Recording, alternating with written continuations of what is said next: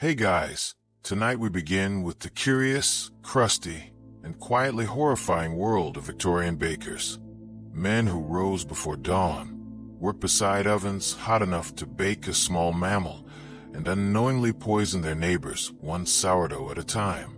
So before you get comfortable, take a moment to like the video and subscribe, but only if you genuinely enjoy what I do here. And let me know in the comments where you're tuning in from and what time it is. It's always fascinating to see who's joining us from around the world. It's 4 a.m. in Victorian London. The streets are quiet except for the occasional horse that forgot it's been dead for 2 days. The smog hasn't quite thickened yet, but give it time. You, however, are already awake. Not because you love mornings, not because you're a hustler or believe in early bird philosophy. No, you're a baker. And in this era, that means you rise before God does.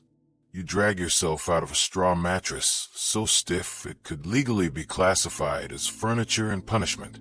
There's no coffee, no alarm clock, just your internal sense of dread and the sound of your neighbor coughing up a lung, possibly his third this week. You slip into your baking clothes, a flour-stained apron, and the vague hope that today maybe you won't pass out near the oven. The bakery is less cozy pastry shop and more gas chamber with a chimney. It's tucked below street level like a secret lair for someone whose superpower is gluten intolerance. You descend into this flowery pit of despair while muttering something that might be a prayer or just a wheeze. Lighting the oven requires skill, courage, and fingers you're willing to sacrifice. Victorian baking ovens weren't precisely calibrated gas ranges.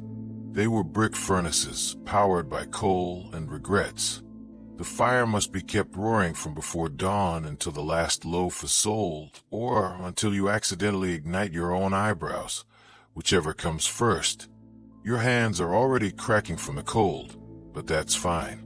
You'll be sweating like a boiled ham within the hour. The soot starts settling in your lungs like an unwanted house guest. There's flour in your nose, your ears, your thoughts. You sneeze and a small cloud puffs out. The apprentice laughs. You consider baking him. The worst part, you haven't even started baking yet. This is just the warm-up.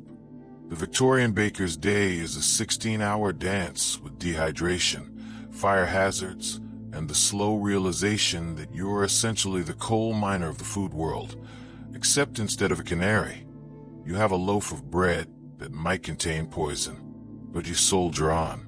Because in this era, baking bread is noble. Deadly sure, but noble. Step carefully.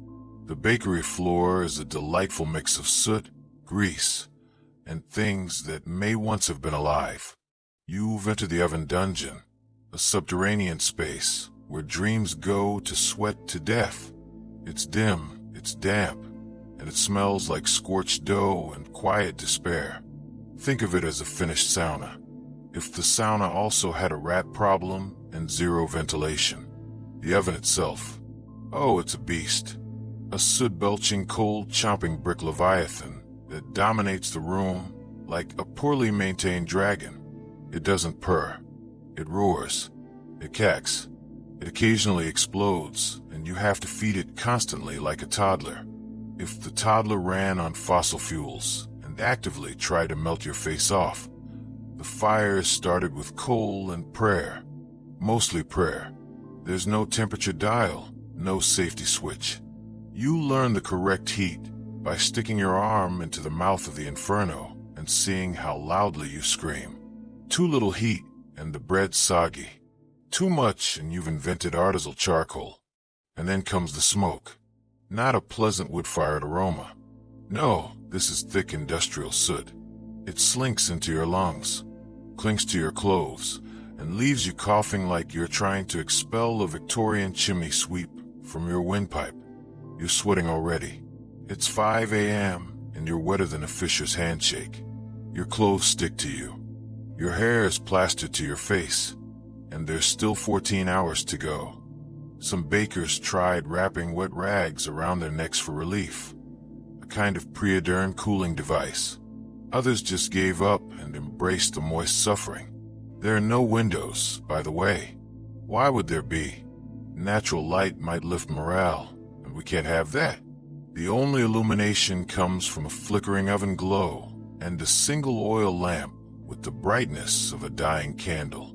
And just when you think you've adjusted, the door swings open and in comes the delivery boy, tracking in street dirt, a breeze of cold air, and a faint reminder that there's a world outside not made entirely of carbon particles. But you stay because the bread must rise, even if you don't. Now it's time to actually make the bread. You know, the thing your entire job is named after. Easy, right? Flour, water, yeast, maybe a pinch of salt. That's all it takes. Except welcome to Victorian England, where everything is either unaffordable, poisonous, or mysteriously glowing in the dark. Let's start with the flour. The good stuff is expensive, imported, clean, pure. So, naturally, you'll never see it. Instead, you're handed a sack of budget flour that has the consistency of sand and the moral integrity of a Victorian landlord. It's been bulked up with chalk, bone dust, and the powdered dreams of orphans. And you still have to sift it for bugs. But wait, we're just getting started. To whiten the flour and make it look fancy, bakers often added alum, a substance that sounds like it belongs in chemistry class and smells like betrayal. It makes the bread bright and fluffy. Sure, it also wrecks your digestive tract and has the nutritional value of wallpaper. Still, the customers loved it, probably because it was the only food that didn't come with visible rats. Then there's the salt, assuming you could afford salt. Otherwise, you guessed it, plaster of Paris. Yes, the stuff used to make sculptures and possibly to reinforce the walls of your bakery so they don't collapse under the weight of their own shame. As for yeast, fresh yeast was unpredictable and hard to store. So many bakers turned to beer bomb, the frothy byproduct of brewing. It gave the dough a nice rise and a faint taste of regret. But if that ran out, don't worry. Someone always had a stale loaf you could boil down and use as a fermented starter. It's recycling Victorian style. Oh, and water. That's assuming you had clean water, which you don't.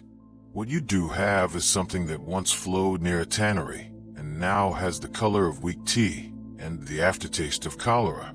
So you mix it all up in a giant wooden trough that hasn't been washed since the reign of Henry VII. A few stray hairs, maybe a fingernail, just call it rustic, and voila, your dough is ready. Or cursed, possibly both. Ah yes, alum, the Victorian baker's favorite not-so-secret ingredient. If the 1800s were Hogwarts, then alum would be the shady spell you found scribbled in the margins of an old moldy cookbook. Whiteness maximus. Side effects may include organ failure. Let's get this out of the way. Alum wasn't added for flavor, nutrition, or culinary flair. It was added for appearances. Because in the age of grime, soot, and industrial sludge, people wanted bread that looked clean. And nothing says clean like powdery whiteness achieved through aluminum sulfate, a compound also used in tanning leather and pickling body parts. Charming bakers discovered that tossing in a pinch or several fists to vellum made low-quality flour appear high-end. It fluffed the dough, gave it that pristine white crumb, and tricked the average customer into thinking they were eating something safe. And who could blame them? You're not buying artisanal sourdough from a bearded hipster in 1842. You're buying from a man whose apron may or may not contain blood from several species. Now, alum wasn't technically poison. That would be too simple. Instead, it was a slow burn gastrointestinal nightmare. Frequent consumption caused stomach cramps, vomiting, and long-term damage to the kidneys and bowels. But since no one back then tracked symptoms, unless they involved spontaneous decapitation, most people just blamed the usual suspects. Ghosts, bad humors, or the French. What's worse, alum was cheap, dirt cheap. So the poorer you were, the more likely your bread came with a healthy dose of colon corrosion. Some bakers even mixed alum with pipe clay or ground bones to cut costs. It was less baking and more alchemy. If your goal was to create a pastry that fought back, health inspectors, oh sweet summer child, this was Victorian England. The only regulation was don't get caught. A few reformers tried to raise awareness about alum, publishing pamphlets with titles like Deadly Bread and The Working Man's Intestines, but most people kept eating whatever was available, because hunger has a way of dulling one's interest in chemistry. So, you've survived the oven dungeon and the alum mystery sludge. Congratulations, you're still breathing for now. But let's spice things up with a little arsenic, shall we? You know that classic rat poison that Victorian England kept accidentally sprinkling into its food like it was cinnamon in the grand game of what ingredient will kill me today. Arsenic wasn't actually a baker's first choice. It just happened. Kind of like tripping into a grave. You see, many bakers bought their flour or sugar in bulk from local dealers. And sometimes those dealers' edible goods next to dye powders used for textiles, many of which were absolutely swimming in arsenic, because nothing says freshly milled like sharing a shelf with corpse paint. Now here's where it gets festive. Green dye, particularly the wildly popular Shields green, was loaded with arsenic. It was used in wallpaper, clothing, candies, and yes, even decorative flour sacks. So, if the miller accidentally used a bag that had once held green dye, well, your dough was now a slow-acting chemical weapon.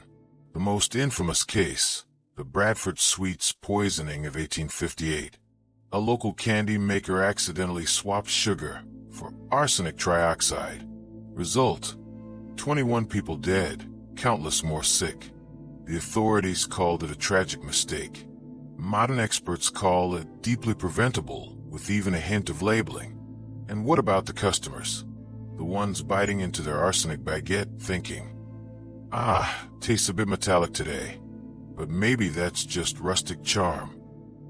They'd fall ill, pale skin, hair loss, vomiting, bowel issues that made death look appealing. And if they were poor, no one batted an eye. Probably just overworked, people would say. Or maybe they looked directly at a chimney sweep. That's bad luck, that is. As for bakers, they had no idea half the time. They were too busy trying not to pass out from heat stroke or get kicked by a soot-covered delivery boy. So if arsenic crept in, it was chalked up to one of life's many invisible hazards, like ghosts or spontaneous combustion. And remember, this was all still considered legal because regulations. Those were for people who could afford to sue. Imagine walking into your local bakery. You expect the faint smell of fresh bread, a clean counter, a cheerful baker in a tidy apron. Now erase all of that from your mind. Set the whole thing on fire and replace it with the shirtless man sweating into a wooden vat while whistling through 3 missing teeth. Congratulations. You've arrived at the average Victorian bakehouse. Hygiene standards.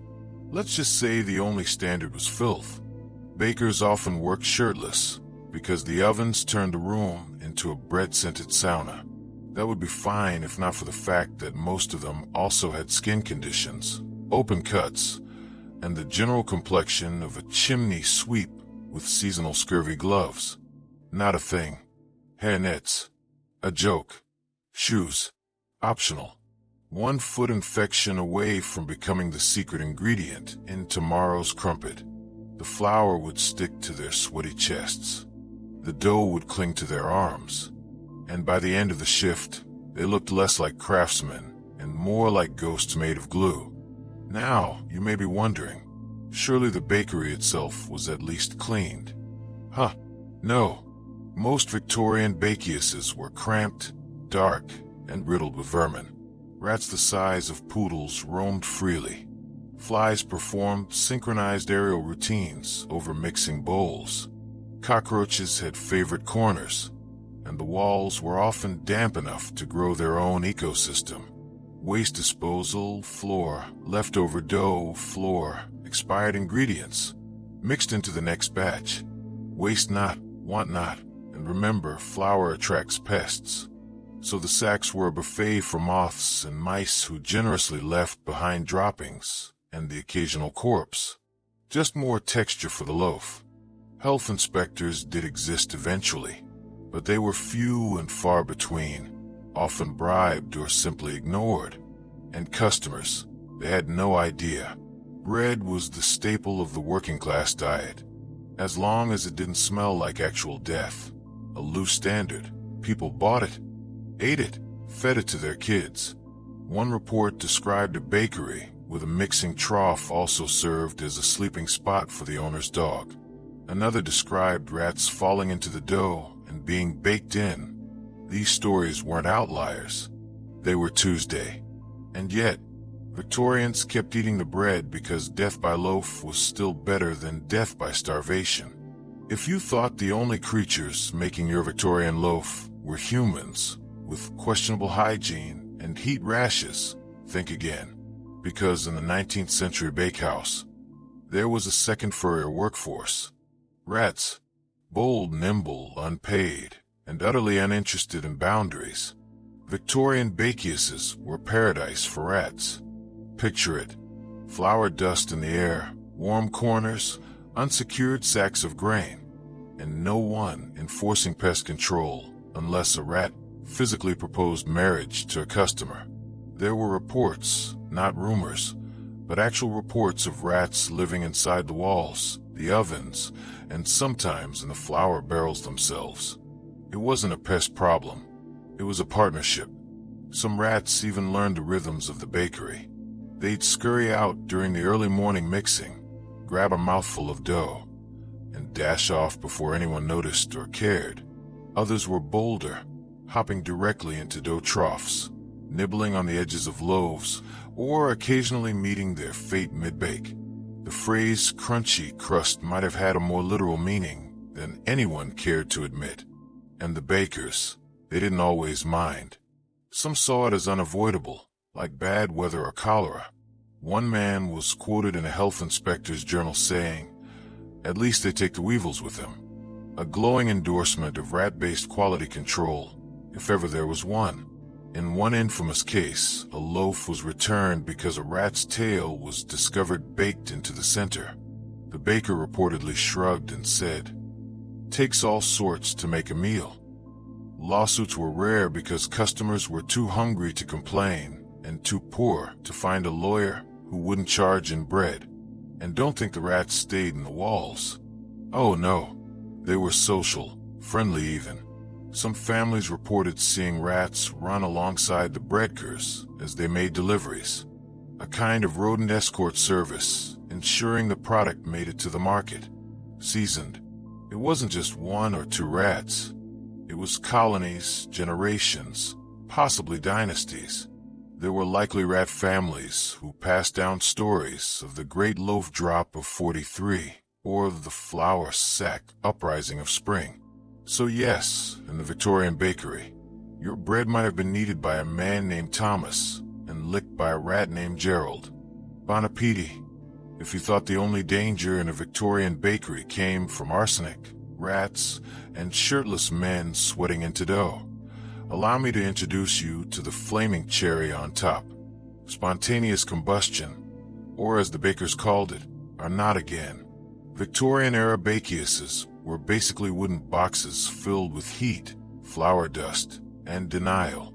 The ovens were coal or wood-fired monsters, often patched together with spare bricks, good intentions, and whatever hadn't already burned down.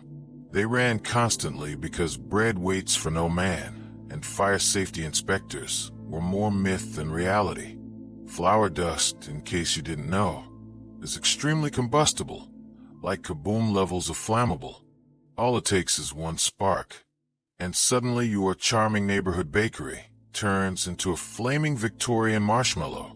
And that spark, oh, could come from anything. A dropped coal, a faulty oven door, or the baker's pipe, Because yes, they also smoked inside around open flames next to clouds of dust. While wearing linen soaked in sweat, genius, truly. The floors were usually wooden, soaked in oil, yeast, and regret. The walls were stained with soot and fire buckets. Maybe there was one. Maybe it was filled with flour. Who could say? The worst part, fires didn't even guarantee renovations. Some bakeries caught fire multiple times and just kept operating like it was part of the ambience. Yes, the roof is gone, but look at that crust. If half the ceiling fell in, they'd just board it up and declare the bread wood-fired artisan style. One London bakery burned down 3 times in 6 years. The city council blamed it on bad luck. The baker blamed it on ghosts. No one blamed the literal oven wedged up against a sack of coal and a hanging curtain. Insurance? Forget it. Most working-class bakers couldn't afford it. So when the place burned, they either rebuilt with donations or went into debt, which is hard to repay when your only source of income just went up in smoke. Sometimes quite literally while they were shaping the morning rolls. And yet they persisted. Because in Victorian England, if your bakery wasn't a fire hazard, people assumed your bread tasted like sadness. If you were a child in Victorian England with dreams of becoming a baker, congratulations. You were likely about to embark on a magical journey known as indentured servitude, wrapped in flour and casual psychological trauma. Baker apprenticeships were pitched to families as golden opportunities. Learn a trade, earn a crust, maybe even open your own shop one day. The reality, you'd be shoved into a bakery at age 10, work 16-hour shifts for years, and leave with scoliosis, flour lung, and a deep resentment of yeast. The training system mostly consisted of doing every single miserable task the master baker didn't want to do. Sweeping floors, you stoking fires at 3 a.m., you hauling 80-pound sacks of flour up crooked stairs while being shouted at for bruising the grain. Definitely you. Mistakes were not treated as learning opportunities. They were treated as a personal insult to the master's honor. Flattened a loaf. That's a week of verbal lashings. Burned a batch? Sleep in flour bin? Forgot to polish the oven door? Are you trying to ruin me, boy? Oh, and the living conditions. Many apprentices lived in the bakehouse, usually in a cramped loft above the ovens, next to sacks of barley and an elderly rat named Clarence. It was always hot, always noisy, and always smelled like yeast, smoke, and old socks. Nutrition was ironic. You'd think someone surrounded by bread would be well fed, but apprentices often survived on crusts and crumbs. Full loaves were for paying customers. One former apprentice wrote that his lunch was whatever the rats hadn't eaten yet. Inspiring. Physical punishment wasn't common. It was expected. A cuff on the head here, a boot to the backside there. If the master baker had a bad morning, you became the bread. No one intervened. Not your parents, not the law, and certainly not the guilds, who mostly existed to protect the baker's right to underpay you. And yet many apprentices stuck with it, because what else was there? Coal mines, chimney sweeping, dying in the street. In that context, getting screamed at by a man in a flour-covered waistcoat while kneading bread at 4 a.m. didn't seem so bad. Just don't ask about their emotional development. Step into a Victorian bakery and inhale deeply. Ah yes, flour dust, coal smoke, and the subtle bouquet of permanent lung damage. In the 19th century, the simple act of breathing while baking bread was a gamble, a wheezy, phlegmy game of respiratory roulette. You never quite knew what you'd get. Chronic bronchitis, flour lung, or just the delightful sensation of coughing up what felt like an entire baguette. At the heart of the issue was flour, not the quaint artisanal organic variety with nice branding, but raw industrial powdery chaos.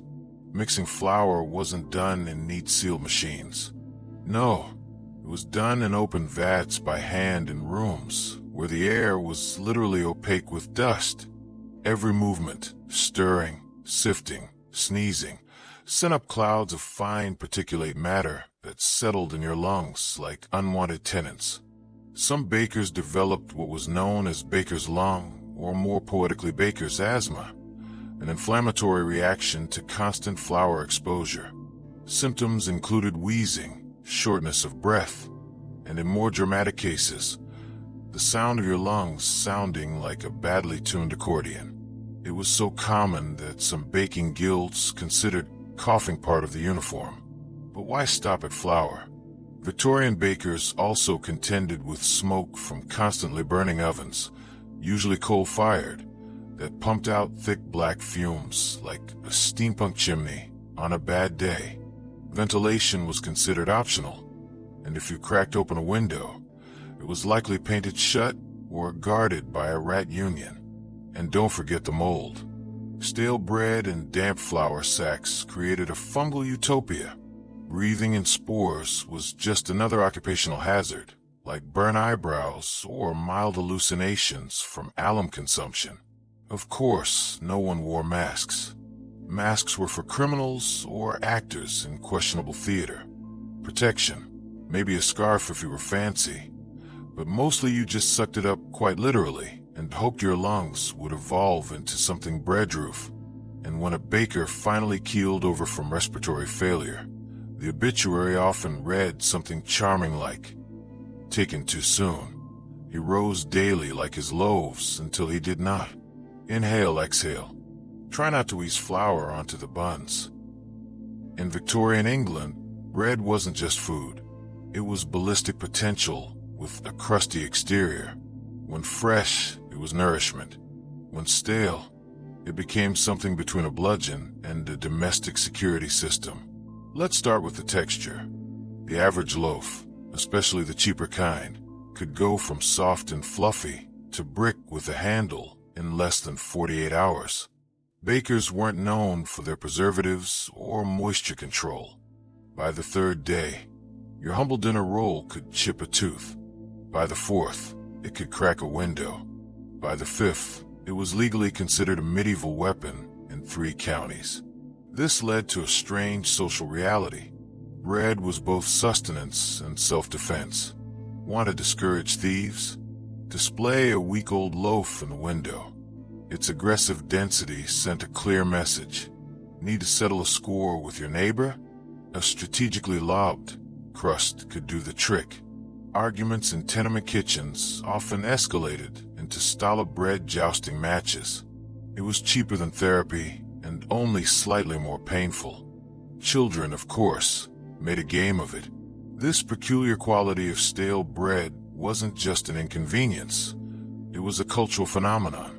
There were even folk sayings about it, like a baker's brick beats an angry wife, or don't judge a loaf by its crust, but by the dent it leaves in a thief's head.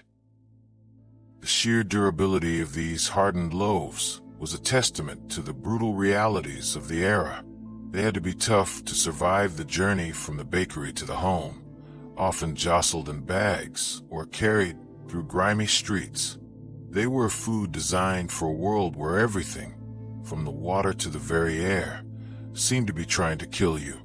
And in the end, it was the bread that might just save your life, not by nourishing you, but by knocking out an assailant.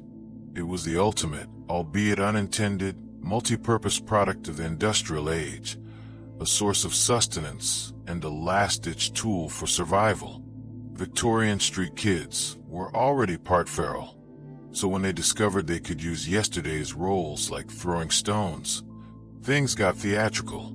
Market brawls often ended with someone yelling, "Who threw the crumpet?" while rubbing a suspicious lump on their forehead. The army took notice, too. While no one officially armed the Queen soldiers with baguettes, military rations included hardtack, a form of bread so dry and dense it doubled as a tent peg. Soldiers would carve it into dice, file it into makeshift tools, and occasionally chuck it at each other out of boredom or frustration. One officer allegedly broke a window trying to bite his biscuit. The biscuit won. And then there were the bread riots. When prices rose or loaves shrank, hungry mobs didn't protest with signs. They threw bread back at the bakers, sometimes flaming, sometimes with nails in it. Nothing quite says your prices are outrageous, like being pelted with your own product in weaponized form. So yes, in Victorian times, bread nourished the body, but it also bruised it, and in a pinch, it defended your home better than a constable. Truly, carbs were never meant to be this confrontational. To the average Victorian passerby, the local baker appeared harmless, apron dusted with flour, cheeks ruddy from the oven, smile as warm as a freshly baked bun. But behind that innocent crust lay a dangerous secret. He might have been poisoning the entire neighborhood. Not on purpose, of course. Probably. You see, bread was a daily staple in Victorian Britain, consumed by the ton. It was the backbone of meals, the edible plate, the one thing poor families could count on to keep hunger barely at bay. But here's the kicker. Almost no one knew what was in it, least of all the people eating it, and sometimes the bakers. With little regulation and zero ingredient transparency, baking in the 19th century often resembled a particularly reckless chemistry experiment. Need the bread to look whiter and more expensive? Toss in a little alum, maybe some chalk. Want it to stay moist longer? Try plaster of Paris. Need to stretch the flour. Bulk it with sawdust, mashed potato, or whatever happened to be lying around that looked vaguely edible. Arsenic sometimes by accident, we assume. Arguably, in many towns, customers began to suspect something was off. Children developed stomach cramps. Elderly people keeled over mid-toast. Dogs refused to eat leftover crusts, which in a society where dogs happily gnawed on boodle was a red flag. Health inspectors, those rare unicorns of public safety, eventually took samples and discovered that yes, in fact, bread contained poisonous metals, ground-up bones, and enough alum to stucco a small cottage. One particularly infamous London baker was found to be padding his flour with pipe clay. Another had been storing dough next to rat poison because convenience the kicker. Bakers weren't trying to kill anyone. Most were just trying to survive to keep prices low, loaves big, and profits decent in a cutthroat, soot-covered economy. It was corner cutting out of desperation, not malice. Mostly still, if you ate Victorian bread and lived to see the 20th century, congratulations. You passed a digestive obstacle course that Darwin would have applauded. After everything we've seen, the arsenic, the alum, the rats in the rafters, it's not surprising that baking in Victorian England could literally kill you. What's more surprising is how many unique and unintentionally creative ways dough managed to do the deed. Let's start with the obvious. The oven, that cozy heart of the bakery. It was fueled by coal, wood, or sometimes just pure spite, all of which belched out black smoke and enough carbon monoxide to gently lull you into an early grave. Many bakers died not in dramatic infernos, but slowly and quietly, asphyxiated over time while tending their loaves. A warm death, some said, still not ideal. Then there was the dough itself. Enormous troughs of fermenting mass expanding and bubbling like a monster in a Gothic novel. Some bakers, typically apprentices or anyone with the misfortune of being the new guy, had the task of kneading hundreds of pounds of dough by hand. Imagine being elbow deep in a warm, sticky vat while surrounded by mildew, industrial soot, and the constant risk of collapse. One poor soul in Birmingham allegedly suffocated after falling head first into rising dough. His co-workers thought he was resting. He was not. There were also accidents involving mixing machines when such terrifying luxuries existed. Victorian technology, you'll recall, didn't come with safety switches or warning labels or empathy. So when your sleeve got caught in a dough hook, you didn't file an HR complaint. You hope someone noticed you missing before your needing arm became needed arm. And of course, there were the fires. Ovens exploded. Flour dust ignited. Entire bakeries went up in flames because some clerk sneezed near a gas lamp. One notable London fire in 1861 started, no joke, because someone left bread in too long. The lesson: always set a timer, preferably one that doesn't rely on a traumatized apprentice's internal clock. In the end, Victorian bakers didn't just make food. They risked their lives to make daily poison sound appealing. They worked 16-hour days, inhaled coal, fought rats, dodged explosions, and still got blamed when the crust wasn't golden enough.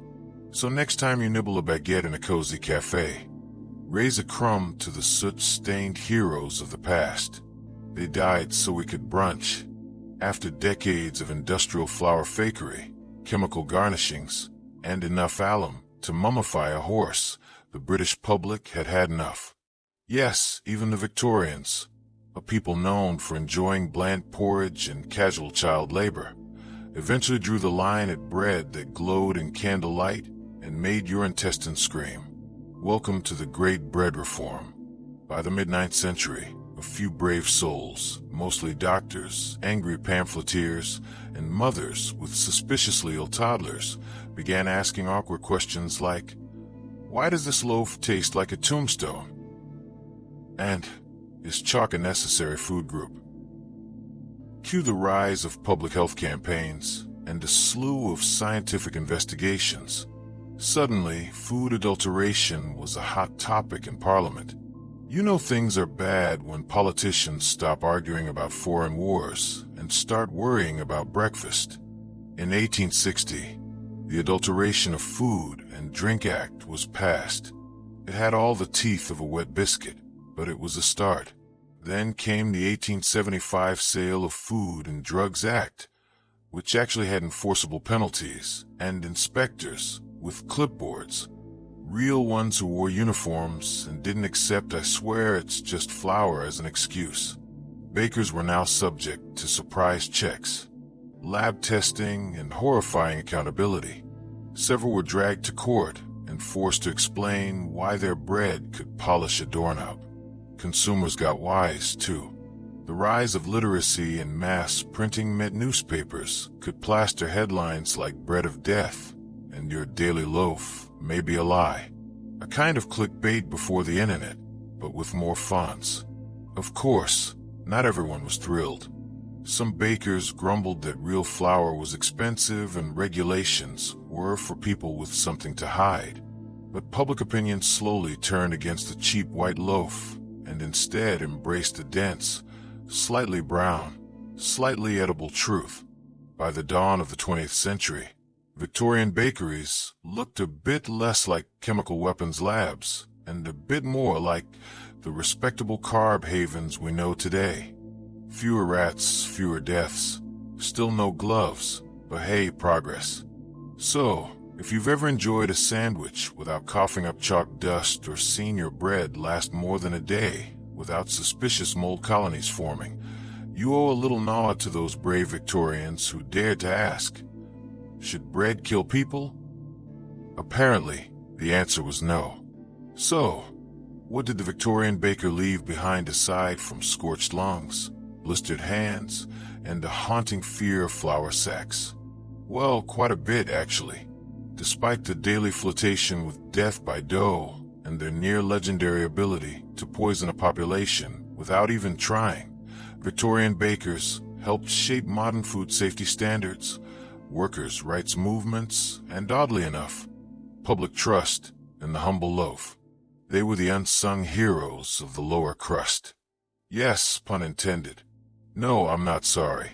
Bakeries evolved from soot-stained hellholes into warm community hubs. By the early 20th century, you could walk into a shop, buy a roll, and feel reasonably confident it didn't contain chalk, arsenic, or powdered mummy.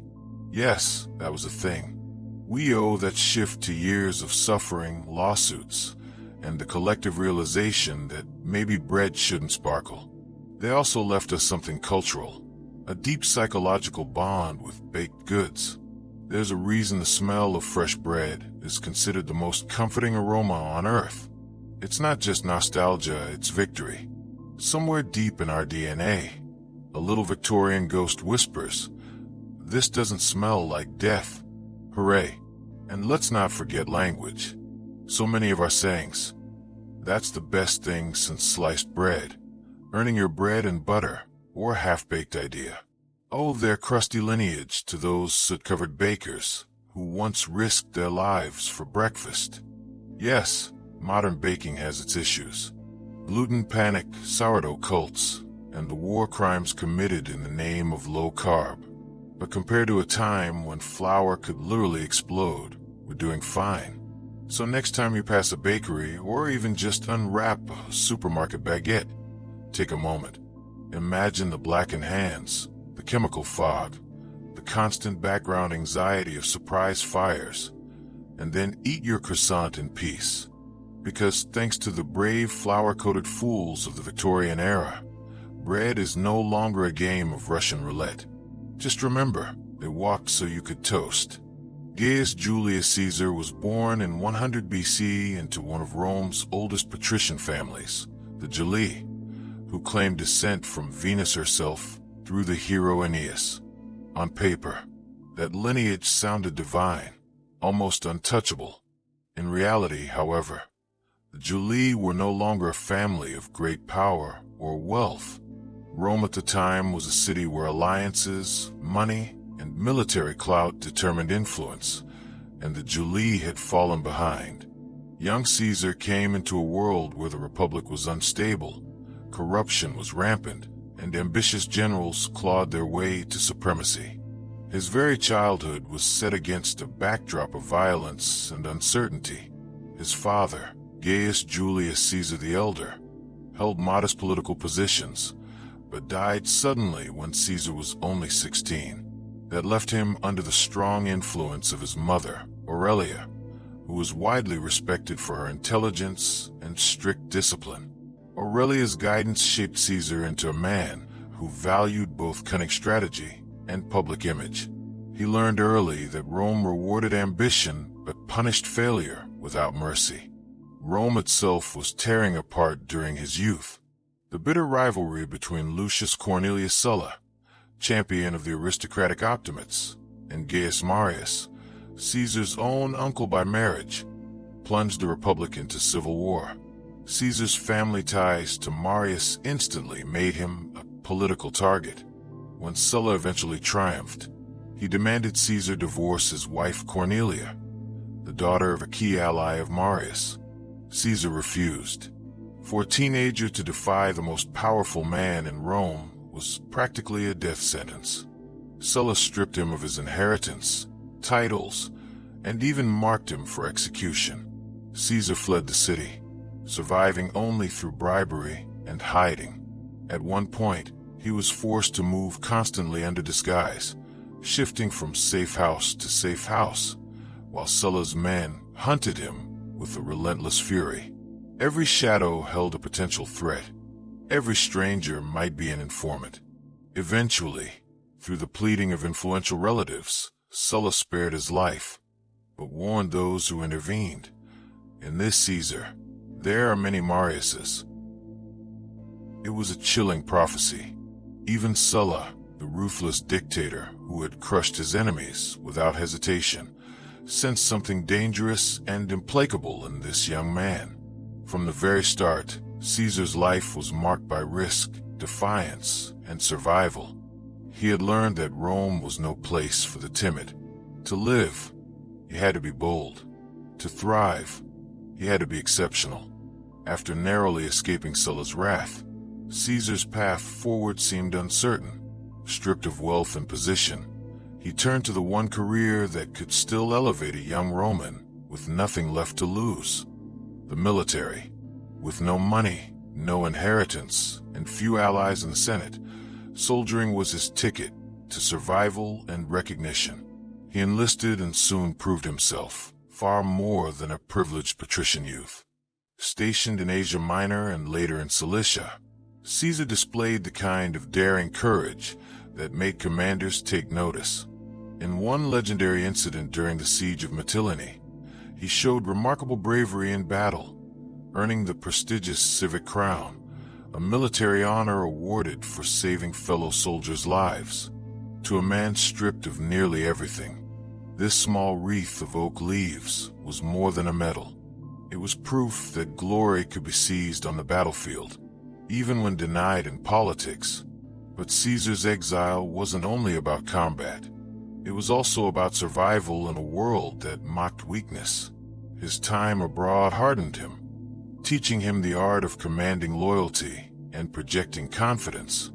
He studied rhetoric in Rhodes under the famed teacher Apollonius Molon, honing the persuasive oratory that would later captivate the Senate and the people of Rome alike. His voice would become one of his deadliest weapons, as sharp as any sword. Then came a moment straight out of legend, his kidnapping by Cilician pirates in the Aegean Sea. Most men would have begged for mercy or quietly prayed for ransom. Caesar, however, laughed at his captives. He told them they demanded too small a ransom for a man of his importance and insisted they raise the price. During his captivity, he treated the pirates not as masters, but as underlings, reciting poetry to them, ordering them to be quiet when he wanted to sleep, and promising with a cold smirk that once free, he would return to crucify them all.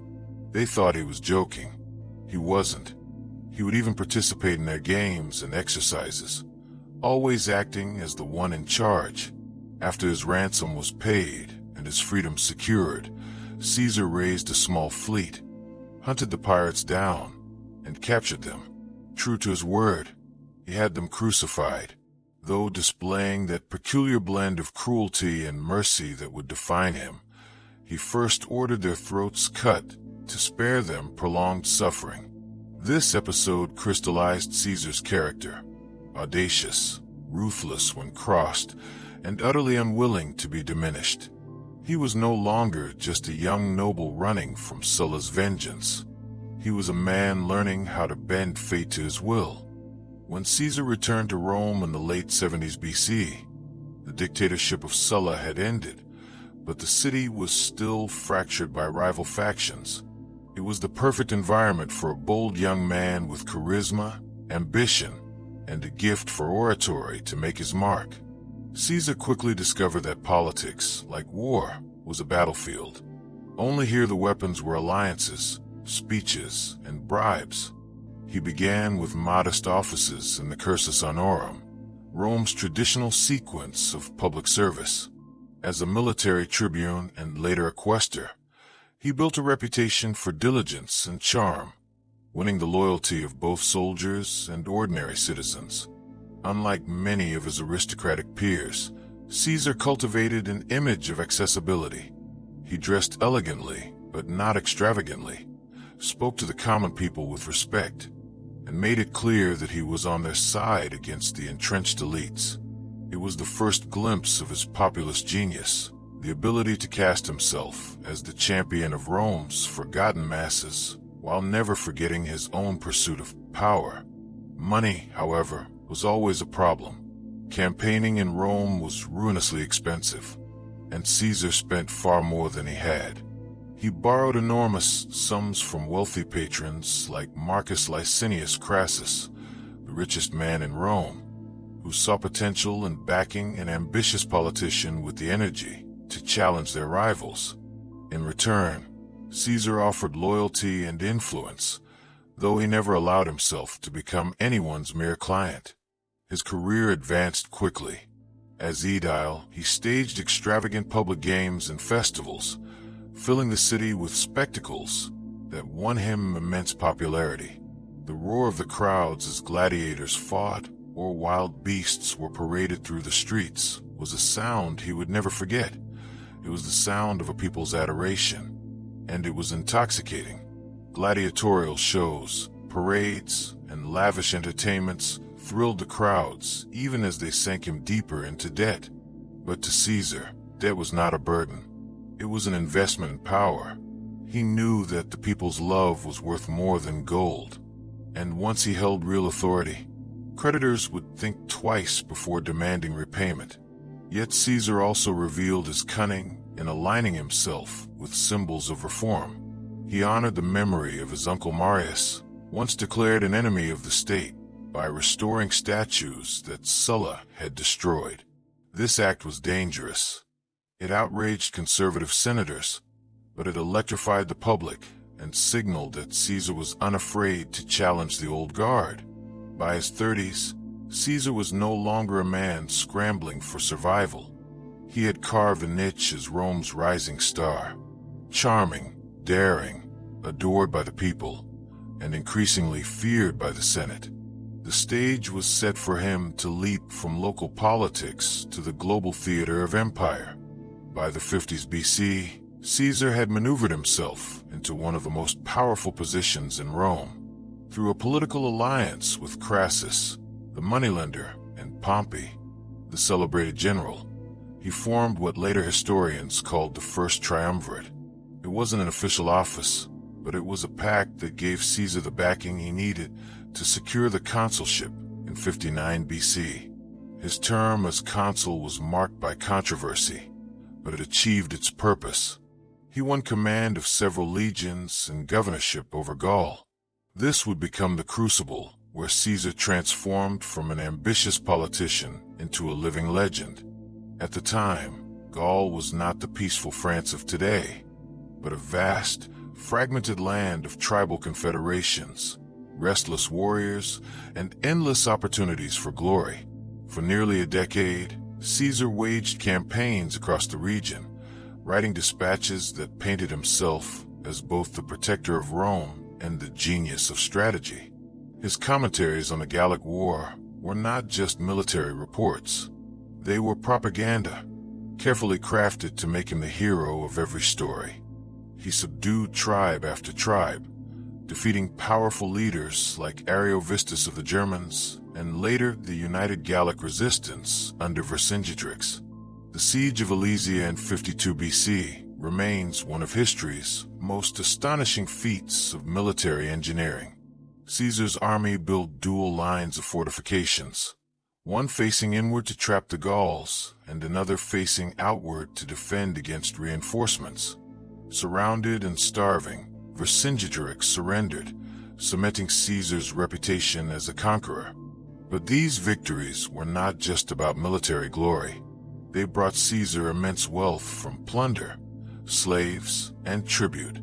They also gave him something even more valuable, an army that was fiercely loyal to him personally rather than to the Roman state. His soldiers adored him for his generosity, his willingness to share their hardships, and his knack for turning battles into unforgettable stories of valor. Back in Rome, however, Caesar's growing power alarmed the Senate. The optimates whispered that he was becoming too dangerous, too popular, too rich.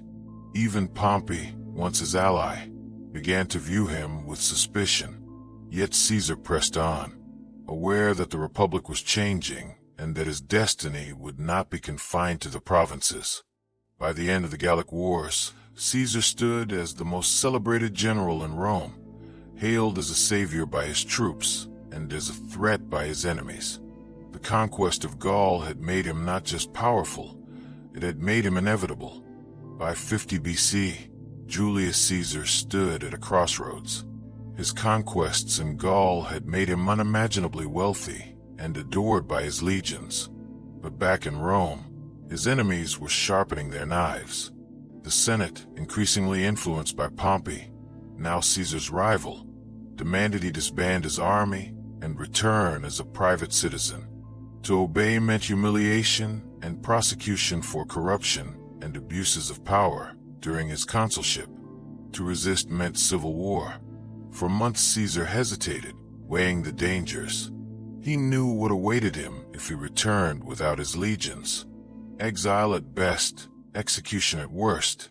His enemies wanted not just to end his career, but to destroy him completely.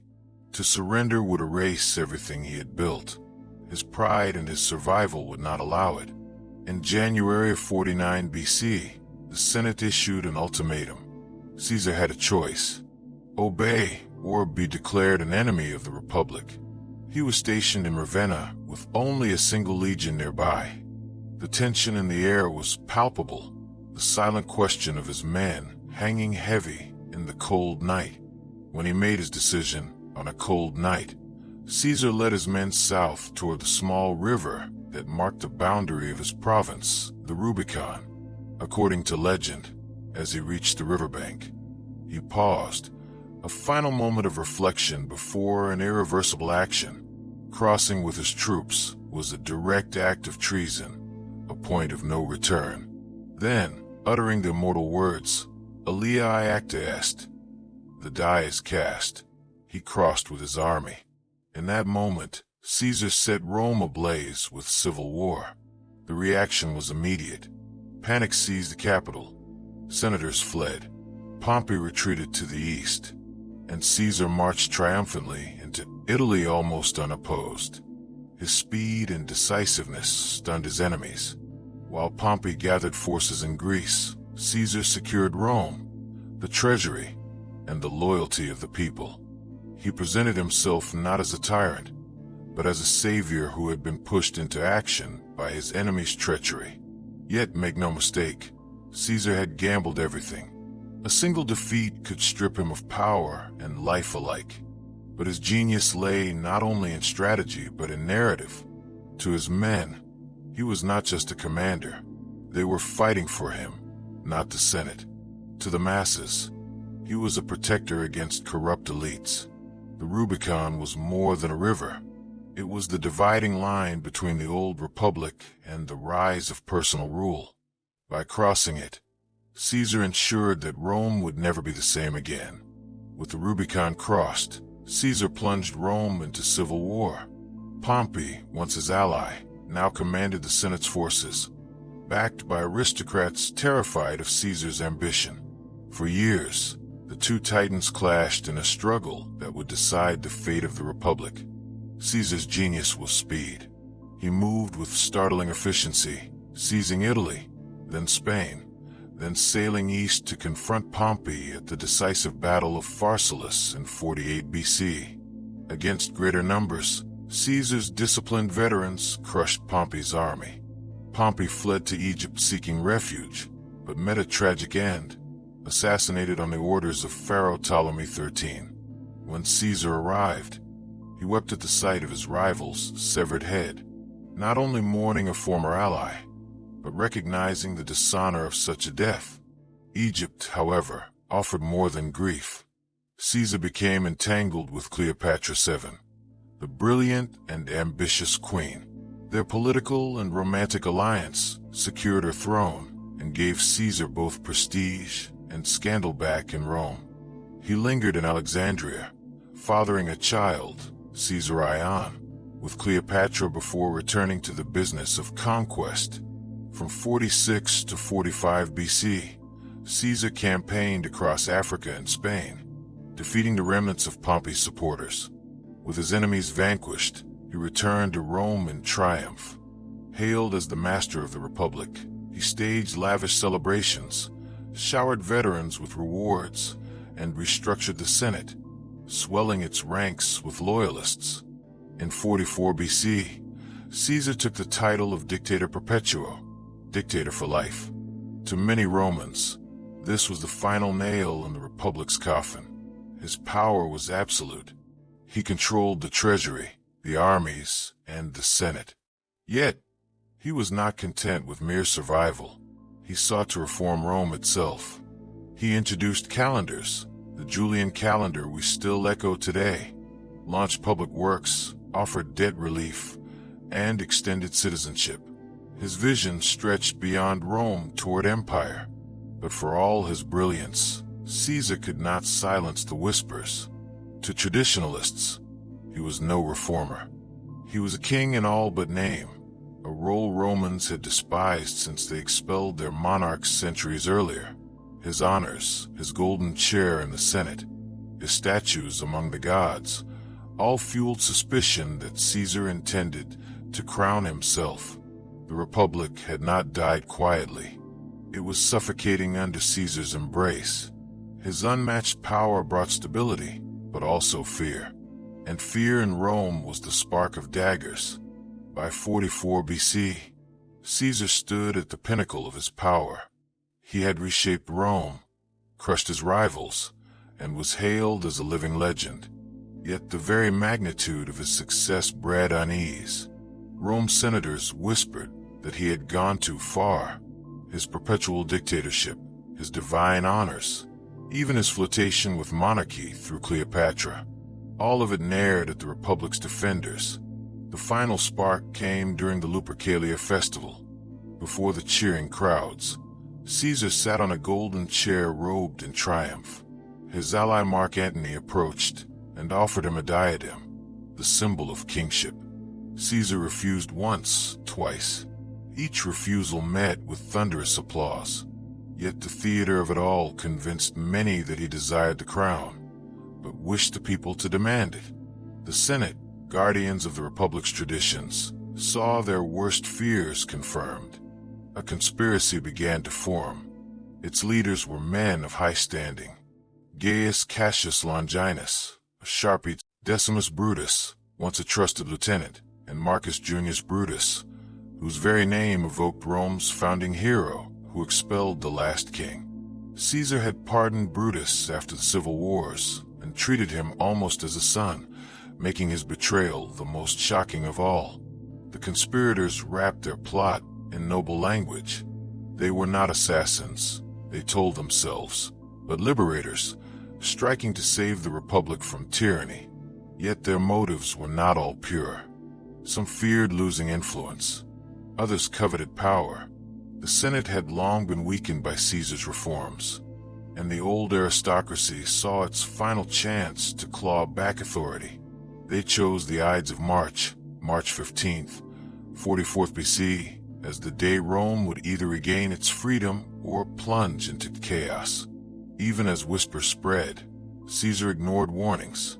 Soothsayers cautioned him to beware the Ides. Friends sent letters urging him to stay home, and strange omens filled the streets. But Caesar, confident in his popularity and dismissive of danger, brushed them aside. He had survived pirates, Sulla, Pompey. Why fear jealous senators? In truth, Caesar's greatest strength had become his greatest vulnerability, his refusal to believe that anyone would dare strike him. The conspirators sharpened their daggers, cloaked in the guise of patriots, ready to turn the Senate into a slaughterhouse. On the morning of March 15th, 44 BC, Julius Caesar prepared to attend a session of the Senate in the theater of Pompey. The day was heavy with omens. A soothsayer had warned him to beware the Ides of March. His wife, Calpurnia, had dreamt of his statue bleeding while Romans bathed their hands in it.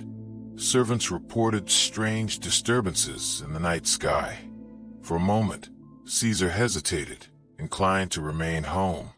But Decimus Brutus, one of the conspirators, cloaked as a loyal friend, persuaded him otherwise.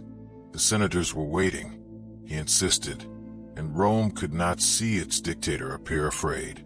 Reluctantly, Caesar went. The theater was no ordinary meeting hall. Its marble floors and enclosed chamber provided the conspirators the perfect trap. As Caesar entered, senators rose to greet him, their togas hiding daggers. They pressed around him with petitions, crowding him deliberately. Then, at the signal, the first blade struck. Publius Servilius Casca lunged clumsily, wounding Caesar only lightly. Caesar cried out in shock, grabbing Casca's arm and exclaiming, "Villain, what are you doing?" But in an instant, the rest of the conspirators descended.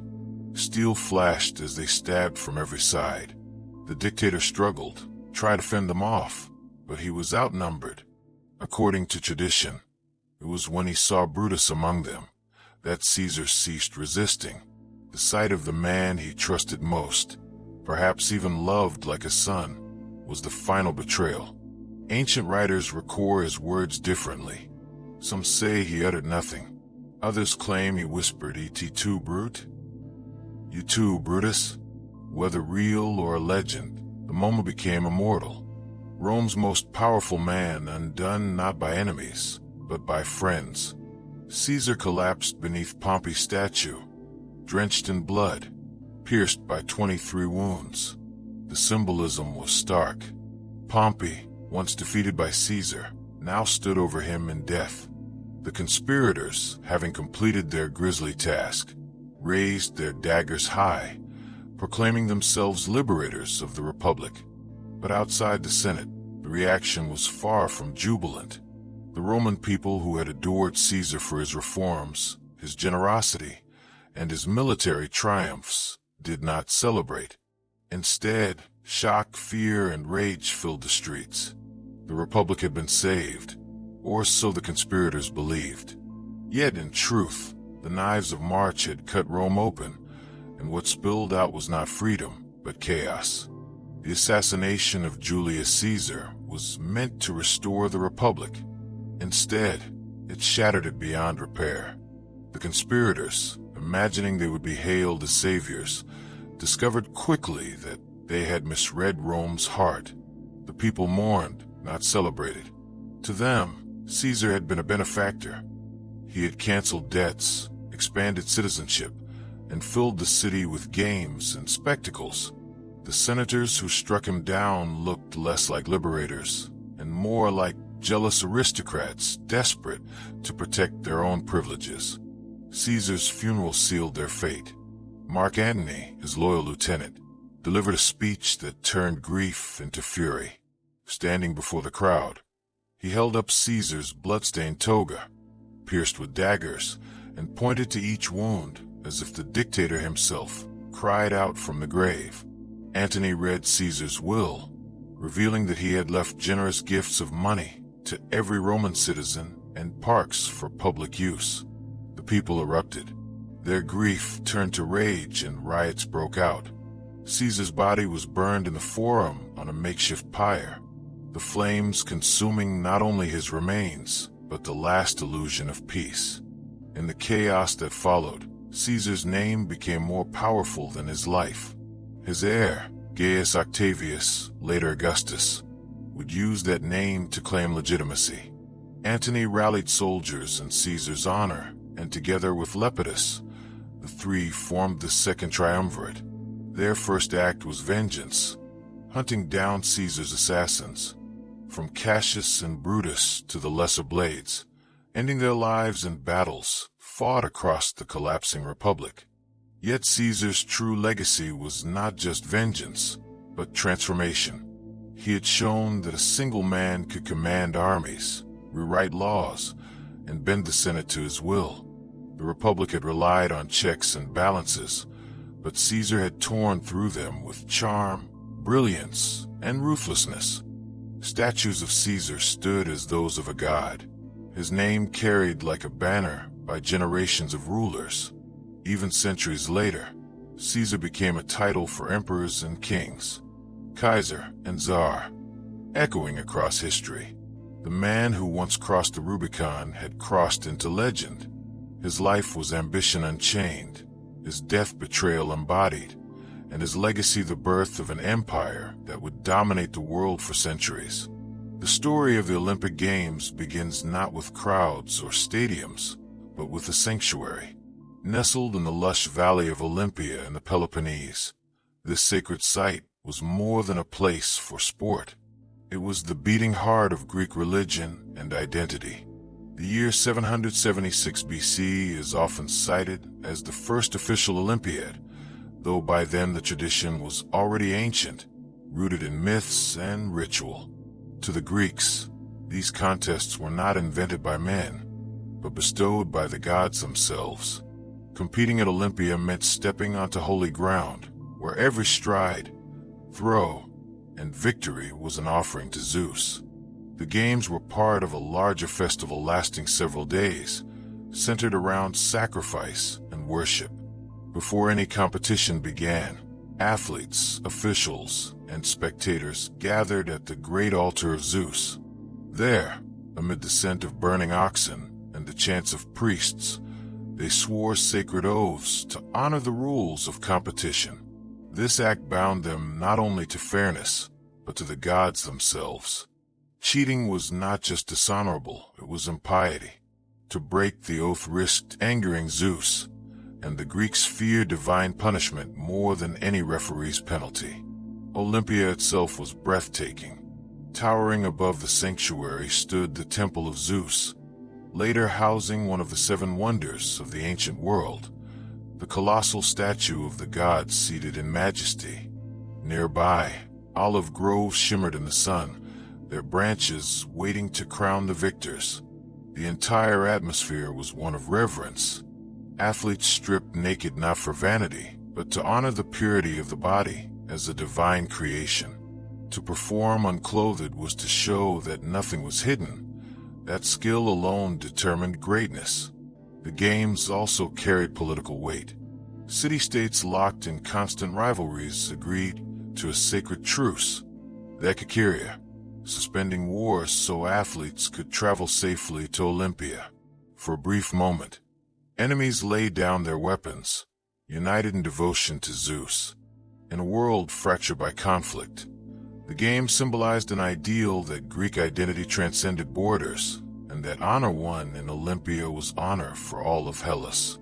Thus, the first Olympic Games were not simply about running faster or wrestling harder.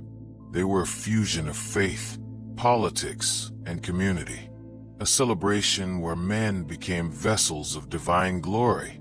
To win at Olympia was to achieve immortality, not just in the annals of sport, but in the eyes of the gods themselves. Long before the starting line, the Olympic Games began with a journey. Athletes and spectators alike poured into Olympia from every corner of the Greek world. Sparta, Athens, Corinth, and even distant colonies along the Mediterranean. The sacred truce, the Ekakeria, guaranteed safe passage for few precious weeks. Roads that normally echoed with the tramp of soldiers' boots now carried processions of pilgrims, athletes, and merchants. The trek was arduous. Competitors walked or rode for days under the blazing summer sun, training along the way, eating simple meals of cheese, figs, and barley bread to keep their bodies lean and strong. As they neared Olympia, the roads grew more crowded, buzzing with anticipation. Merchants hawked wares, storytellers recited epic poetry, and farmers brought carts laden with wine, olives, and roasted meats to feed the swelling crowds. The moment of arrival was unlike anything else in the Greek world. Olympia was no bustling city, but a sacred sanctuary tucked among groves and hills. As athletes stepped into the altus, the sacred precinct, they were awed by the sheer majesty of the place. Temples dedicated to Zeus and Hera loomed over the grounds, and statues of past victors stood proudly, each a reminder that glory here was eternal. Every competitor who entered felt the weight of history pressing on their shoulders. Before they could compete, athletes were required to prove their worth. They gathered in front of the statue of Zeus Horkios, the guardian of oaths, and swore solemnly to follow the rules of the games. This ritual was not symbolic. It was binding. False claims of eligibility, cowardice in competition, or attempts at bribery could lead to disgrace, heavy fines, and eternal shame inscribed on stone tablets. For the Greeks, this was more than sport. It was honor before the gods. The athletes then lodged in simple quarters, training and preparing in the days leading up to the events. They practiced in the palestra and gymnasium, sharpening their bodies into weapons of speed, strength, and endurance. Rivalries simmered quietly as men sized up their opponents. Every athlete knew that victory at Olympia would bring not only fame for themselves, but glory for their city-state. The arrival at Olympia was therefore both a pilgrimage and a test. The games demanded more than physical prowess. They demanded devotion, discipline, and the courage to face not just competitors, but the gaze of Zeus himself. One of the first shocks a visitor to Olympia might have experienced was the sight of athletes competing entirely naked. To a modern eye, it might seem scandalous, but in ancient Greece, nudity in sport was not indecent. It was sacred. The unclothed male body represented beauty, strength, and divine harmony. As the games expanded, new events were added. The Dialos was a double stadium sprint demanding not just speed but endurance. The Dolichos, a long-distance run of nearly 3 miles, tested the patience and willpower of athletes under the sweltering summer sun. Running was the purest contest, a race against time, the body, and the gods. But the Greeks were not content with sprints alone. They loved combat. Wrestling was a favorite, a contest fought not with weapons, but with sheer strength, balance, and cunning holds. Matches were held in the sand, bodies slick with oil and dust, as men grappled until one was thrown 3 times. Boxing, by contrast, was far more savage. Fighters bound their fists with leather thongs, turning hands into blunt weapons. There were no weight classes, no time limits, and no mercy. Matches often ended in blood, bruises, or worse. Then came the pancration, the ultimate test. A blend of wrestling and boxing. It allowed almost anything. Chokes, kicks, joint locks, throws. Only biting and gouging eyes were forbidden. Pancration was not a sport for the faint-hearted. It was war stripped of swords and shields where skill and ferocity decided survival. Victors of the pancration were hailed as near superhuman men who had proven themselves indomitable. For those seeking balance, there was the pentathlon. 5 events: running, discus, javelin, long jump, and wrestling. To triumph here required versatility, the ability to master not one skill, but all. Pentathletes were celebrated as the true embodiment of Greek excellence, warriors in body and soul. At Olympia, each contest was more than competition. It was ritualized combat, a way to strip men down to their essence. To win was glory, to lose was shame. And every race, every strike, every throw was performed under the gaze of Zeus. For the athletes of ancient Greece, victory at Olympia was the pinnacle of human achievement. There was no second place, no silver or bronze. Only one man in each event could claim the olive crown, and that single triumph carried more weight than a lifetime of smaller honors. Winning meant immortality, not just for the athlete, but for his entire polis. The prize itself seemed modest, a wreath of wild olive leaves cut with a golden sickle from Zeus's sacred grove. Yet this simple crown was worth more than gold. To wear it was to be recognized as chosen by the gods, a man whose excellence transcended mere mortals. Victors were paraded through Olympia, cheered by crowds, and had their names etched into the record of Olympiads. From that moment, history belonged to them. The return home was equally spectacular. Cities celebrated their champions with lavish banquets, public processions, and monuments. Some victors rode chariots through city gates torn down in their honor, symbolizing that such glory needed no defense. Sculptors carved their likeness in bronze or marble. Poets composed odes to their victories, and bards sang their names for generations. An Olympic champion was not just admired, he was immortalized. But the rewards extended beyond fame. Victors received lifelong privileges, free meals at public expense, front row seats at festivals, and exemption from taxes or civic duties. Families basked in reflected honor, while the athlete's city-state boasted of its superiority through his strength. In a world of rival police, a single Olympic crown could elevate a city's prestige above its enemies. Yet, glory also carried responsibility. Champions became symbols of their community, expected to live as paragons of discipline and virtue.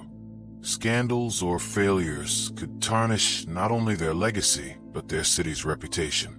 The crown of olive leaves was fragile, but the weight of expectation was immense. And then there was the allure of true immortality. Victors believed their names would echo forever, carried in stone inscriptions and epic poetry. Indeed, many have survived millennia, from Coroebus of Elis, the first recorded stadium winner, to Milo of Croton, the legendary wrestler whose strength became myth. To win at Olympia was to cross the boundary between mortal and divine, to stand among heroes. In the end, the games were not about the prize itself, but about the transformation it signified. A man crowned at Olympia was no longer just a citizen of his polis. He was a legend carved into the eternal memory of Greece. Although the Olympic Games were framed as sacred devotion to Zeus, politics was never far from the track or the wrestling pit. Every athlete represented not just himself, but his polis, his city-state, and victories were seen as proof of a city's superiority. Olympia became a stage where political rivalries played out, sometimes more fiercely than on the battlefield. When a Spartan won, it was Sparta's discipline and martial training that triumphed. When an Athenian took the crown, it was Athens' culture and prestige that shone. City-states used victories as propaganda, celebrating them in monuments, poetry, and public festivals. The games thus doubled as a soft form of warfare, a bloodless contest that allowed cities to assert dominance without swords or spears. Yet beneath this veneer of unity, tension simmered. The sacred truce of the Ekakeria forbade armies from marching during the games, but it did not erase animosities. Some polis schemed to bribe athletes or corrupt judges, and when such scandals were uncovered, they exposed the fragile balance between devotion and ambition. To shame a city for cheating at Olympia was nearly as damaging as losing a war. At times, politics invaded the games openly. In 420 BC, Elis, the city that controlled Olympia, barred Spartans from competing because they had violated the sacred truce by marching troops. The decision enraged Sparta, whose athletes were among the most dominant in the games. This ban revealed how the sanctuary of Zeus was not immune to the power struggles of Greece. Even the monuments of Olympia bore political messages. Victors dedicated statues to their gods, but some cities commissioned entire treasuries to display their wealth and remind rivals of their might. Walking through Olympia was not just a stroll among temples and arenas. It was a tour of political bragging rights. Every column, every offering, every victory inscription told the story of a city asserting its place in the Greek world. Still, the games also fostered alliances. Rival polis might meet on the track instead of the battlefield, and shared admiration for athletic excellence could soften enmities. Olympia provided a rare stage where the fractured Greek world could imagine unity, however temporary. In truth, the Olympics mirrored Greece itself, proud, divided, ambitious, yet bound together by a shared devotion to gods and glory. Politics might lurk beneath the olive wreath, but it never diminished the spectacle. It only made the stakes higher. For all its sacred fire and lofty ideals, the Olympic Games were not immune to human flaws. Beneath the glory of the victors lay tales of scandal, corruption, and even brutality that reveal a darker side of Olympia's history. Cheating was one of the gravest offenses. Athletes desperate for victory sometimes attempted to bribe opponents or officials. When caught, their punishment was severe. Heavy fines used to fund bronze statues of Zeus, known as Zanes, which were placed at the entrance to the stadium. Each carried inscriptions naming the guilty, a public shaming that ensured no one forgot their disgrace. Walking past these statues, future athletes were reminded that the gods demanded fair play and that dishonor was eternal. Some scandals came from cities rather than individuals. Wealthier polis sometimes attempted to influence outcomes by providing lavish gifts to athletes or manipulating judges. These acts exposed the tension between the game's sacred devotion and the political rivalries simmering beneath. Even in Olympia, The line between piety and ambition was thin. Then there were the darker stories of the competitions themselves. Boxing and pancration were brutal, often leaving men bloodied, broken, or even dead. Death in the arena was not uncommon, and while the crowd might gasp in awe at the ferocity, it underscored that the pursuit of glory came at a terrible cost. Legends tell of athletes like Victorian, a pancration champion, who died in the very moment of victory. His opponent, locked in his deadly grip, signaled submission even as Victorian took his last breath. Crowned posthumously, his story became both a caution and an inspiration. Ultimate victory could demand ultimate sacrifice. There were also myths that cast a shadow over the games.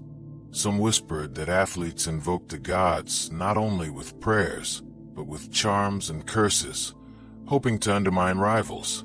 Others claimed that certain victors, too proud in their triumph, drew divine punishment. For the Greeks, hubris, arrogant pride, was as dangerous as any dagger. To overstep the line between mortal and God-invited downfall. Yet these scandals and tragedies only heightened the drama of Olympia. They reminded Greeks that the games were not a playground of perfect men, but an arena where ambition, devotion, and human weakness collided. Glory was real, but so too were disgrace and death. At Olympia, the stakes were nothing less than eternal honor or eternal shame.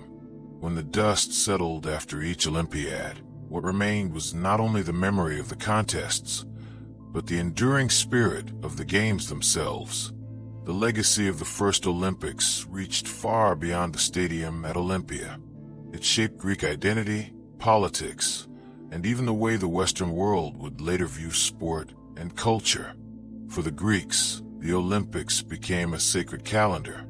Every 4 years, time itself was measured in Olympiads, serving as a common marker for history across city-states, often at war with one another. To speak of an event happening in the 3rd year of the 50th Olympiad was to bind Greek memory to the Games. They were not just athletic festivals. They were the heartbeat of Hellenic civilization. The athletes who won became immortal not only in statues and inscriptions, but in the cultural imagination. Poets like Pindar crafted elaborate victory odes linking champions to heroes of myth and placing their names alongside Achilles or Heracles.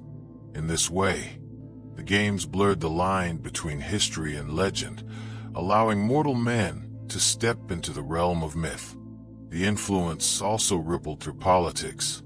Victories were celebrated as proof of a city's strength, while the sacred truce offered fleeting glimpses of unity in a fractured world. For brief days, the Greeks laid down arms, shared feasts, and watched their finest compete under the same sky. Olympia reminded them that despite their rivalries, they belonged to a common culture bound by gods, language, and ideals.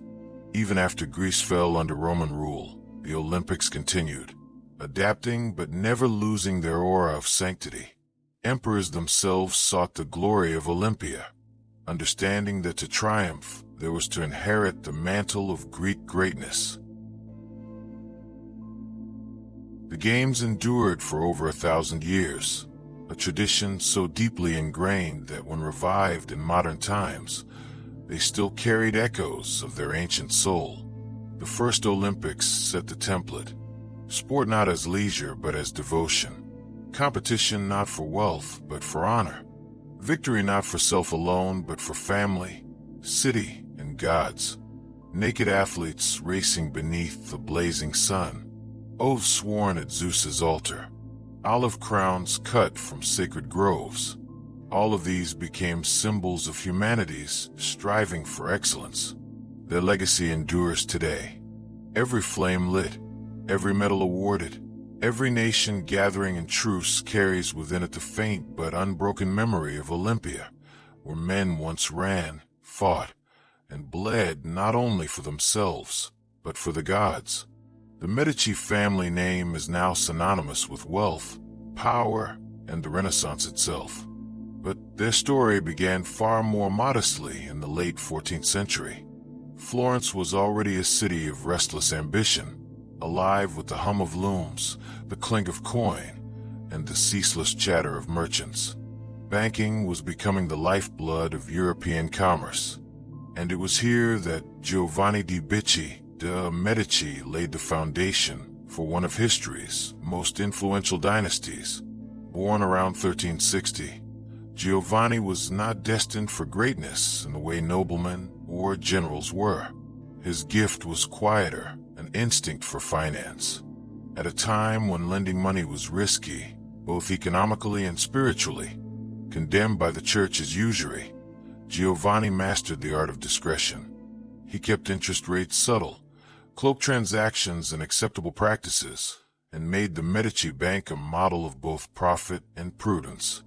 By the early 1400s, his network of branches stretched across Europe, from Rome to Venice, Geneva to Bruges. This was more than a family business. It was the nervous system of European trade. What set Giovanni apart was not just financial cunning, but political awareness. He understood that in Florence, wealth alone was not enough. The city was a republican name, but dominated by shifting factions of wealthy families. Survival required balance, supporting the common people just enough to win their trust while never alienating the elites. Giovanni perfected this balancing act. He lent generously to popes and princes, yet positioned himself as a man of the people, modest in lifestyle compared to his rivals. In 1421, he became Gonfalonier, the highest office of Florence, not through intimidation, but by cultivating quiet respect.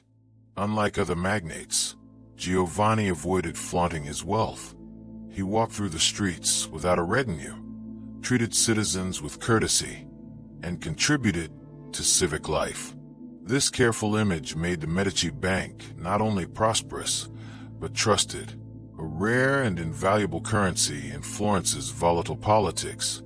By the time of his death in 1429, Giovanni de' Medici had done something extraordinary. He had turned a respectable but ordinary family into one of Florence's leading houses. His wealth would fund the next generation, but his real legacy was subtler. He gave the Medici their reputation for shrewd discretion, political survival, and a vision that reached beyond business into the destiny of Florence itself.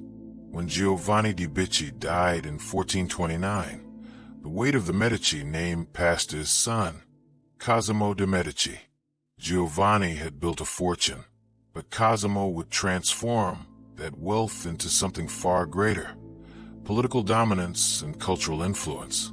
In a city like Florence, jealous of its republican ideals, yet constantly pulled by rival families, Cosimo learned that brute force could topple you, but subtlety could keep you in power for generations.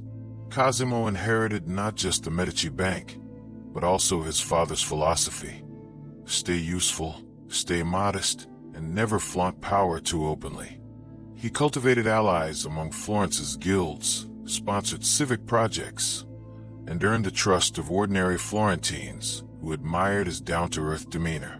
Yet behind this modest mask was a man pulling the strings of Florence's politics with unmatched skill. The Albizzi family, longtime rivals, accused him of seeking tyranny. In 1433, they briefly succeeded in exiling Cosimo, thinking Florence would thrive without him. Instead, the city's economy faltered. Loans dried up, confidence collapsed, and the people quickly realized how essential the Medici were.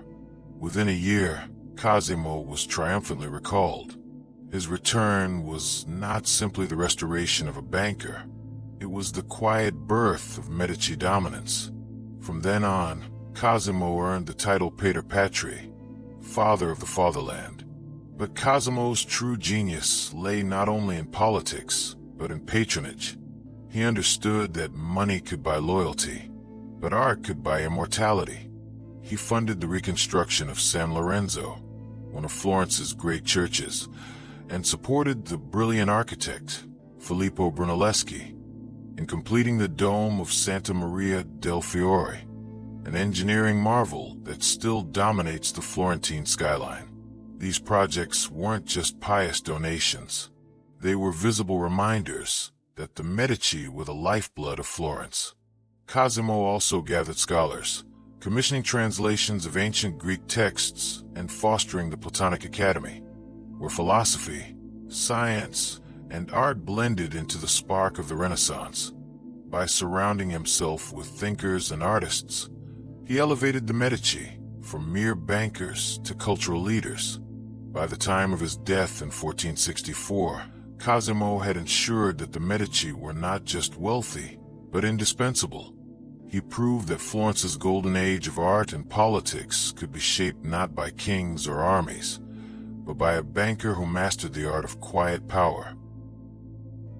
Under Cosimo de' Medici, Florence transformed from a bustling mercantile republic into the beating heart of the Renaissance.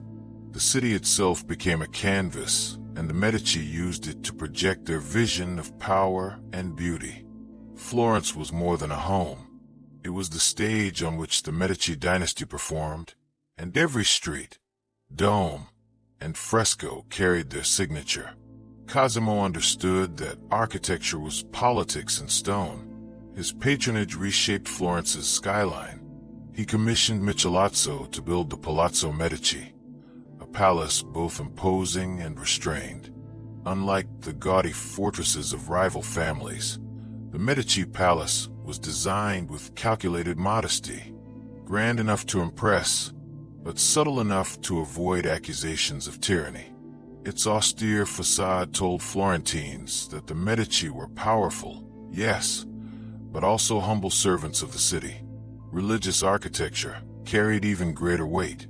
Cosimo funded the rebuilding of San Lorenzo, the family church, and financed Brunelleschi's work on the dome of Santa Maria del Fiore. That dome, soaring, impossible, and awe-inspiring, became Florence's crowning glory, a symbol not only of human genius, but of Medici generosity. Every citizen who looked up at it knew whom to thank. The Medici also turned Florence into a living museum. Cosimo and later his descendants filled churches, chapels, and convents with fresco and altarpieces. They sponsored Fra Angelico, Donatello, and Ghiberti, artists who elevated sacred spaces into realms of light and color. Art was not a private indulgence, but a public statement. By beautifying Florence, the Medici secured both divine favor and civic gratitude. Yet patronage went beyond buildings and paintings.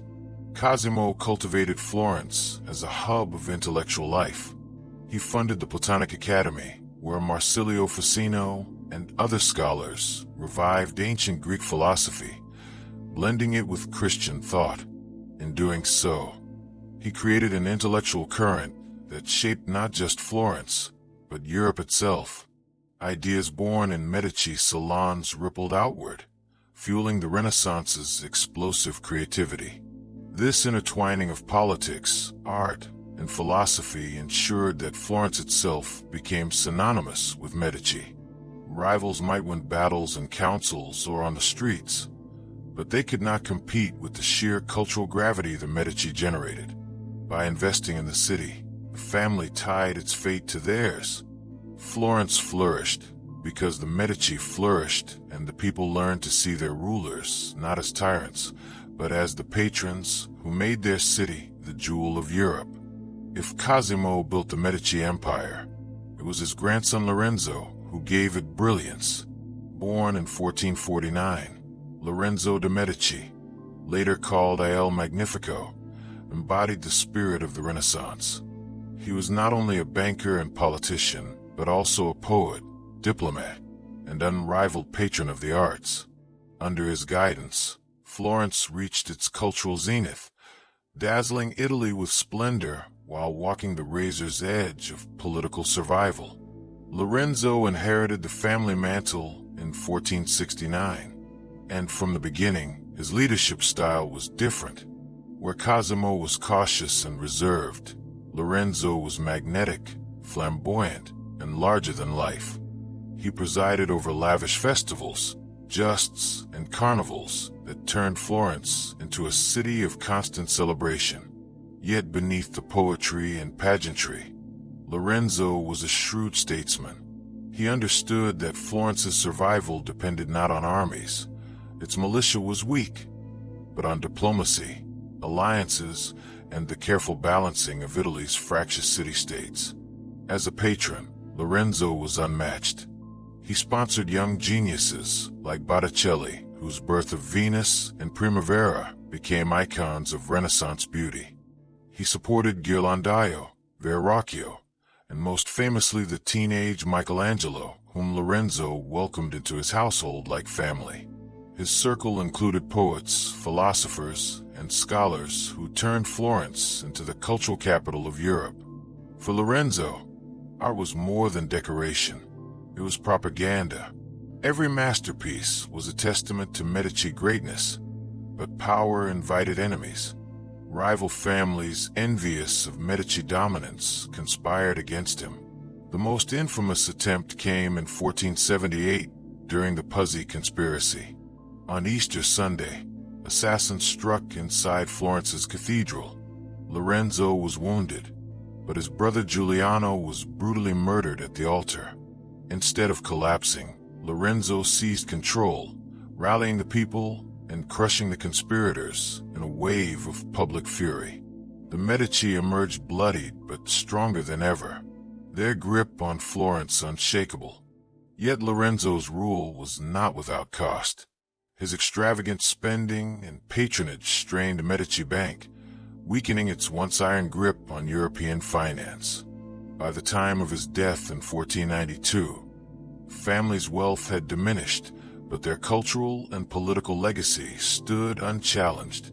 Lorenzo's charisma, artistry, and resilience earned him his immortal title, the Magnificent. In Lorenzo, the Medici reached their peak. Florence glittered with genius.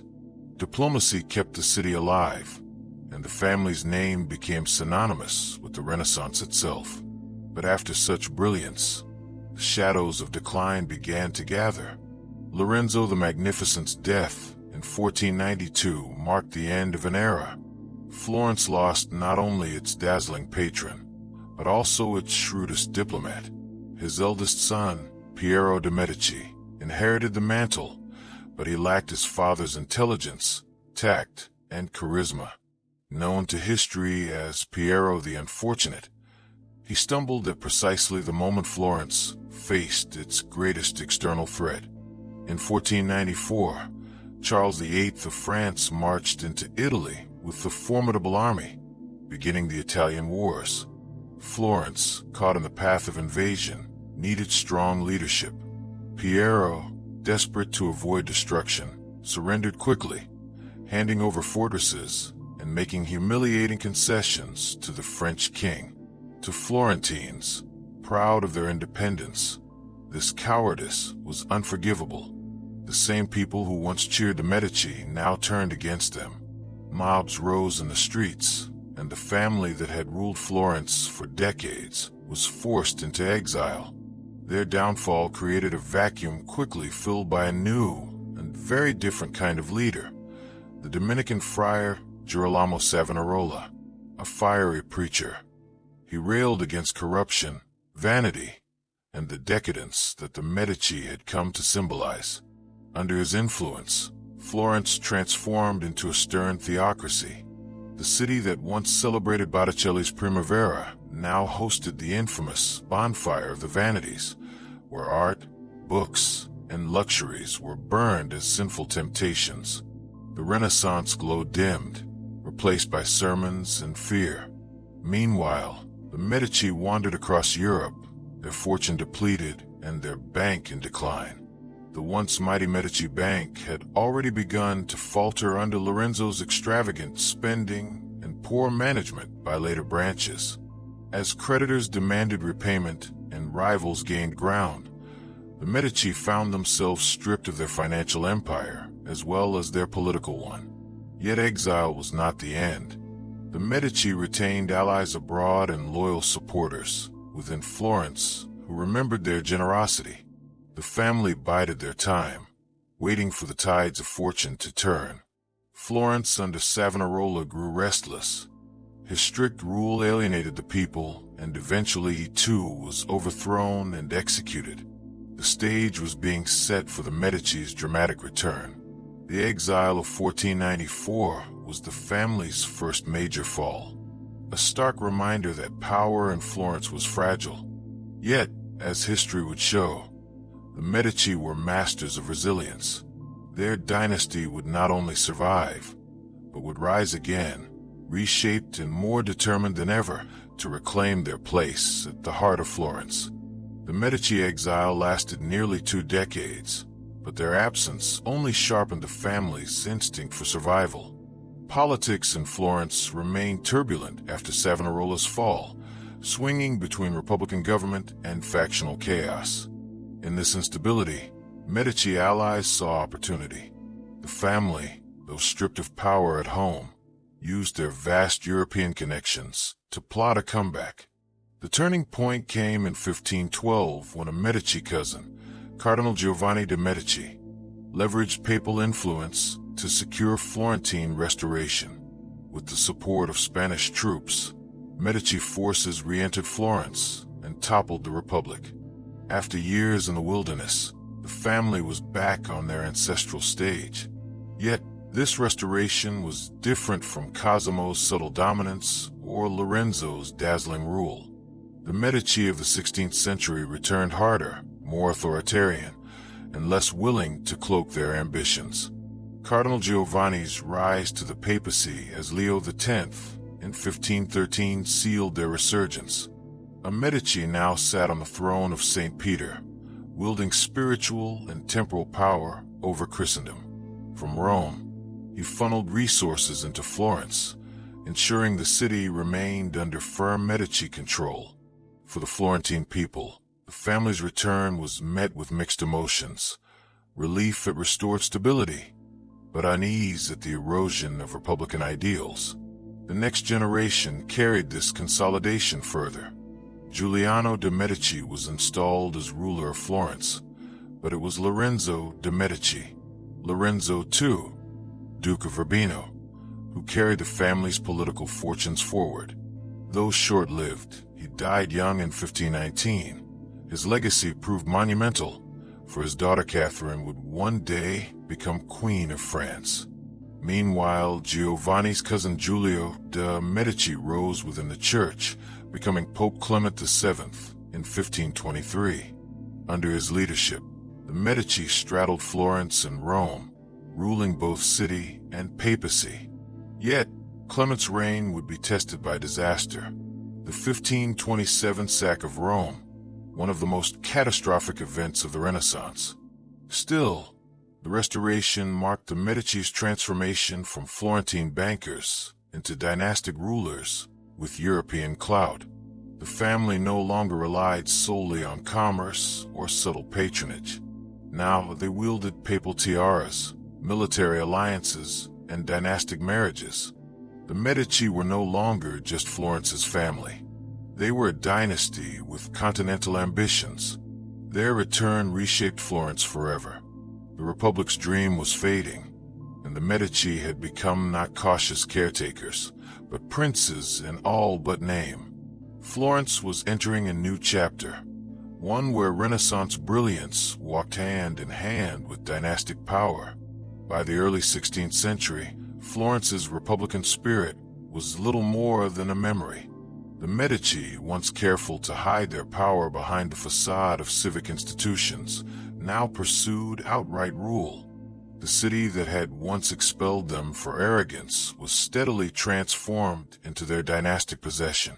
The shift began under Pope Clement VII, who in 1529 brokered imperial support to crush a resurgent Florentine republic.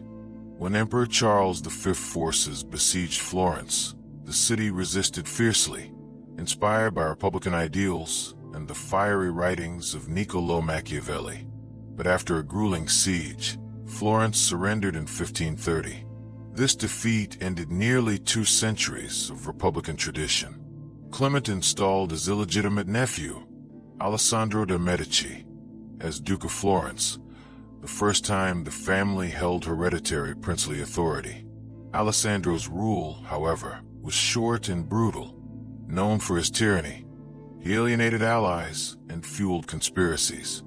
In 1537, he was assassinated by a distant relative, Lorenzino de' Medici, who styled himself a Republican avenger. But rather than restore liberty, Alessandro's death paved the way for Cosimo I de' Medici, a distant cousin from a junior branch, to seize power. Cosimo I proved to be one of the most formidable Medici rulers. Only 17 when he took control, many underestimated him as a puppet of Florence's elites. Instead, Cosimo consolidated power with ruthless efficiency. He crushed opposition at the Battle of Montemerlo, subdued the city's factions, and transformed Florence into a centralized duchy. By 1569, he secured papal recognition as Grand Duke of Tuscany, elevating the Medici beyond Florence into regional rulers. Under Cosimo, Florence's political landscape was reshaped.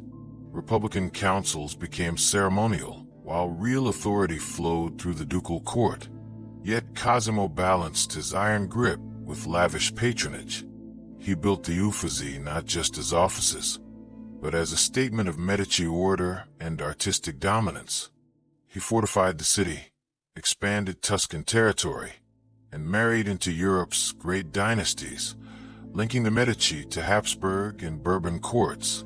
With Cosimo I, the transformation was complete. The Medici were no longer bankers masquerading as humble citizens.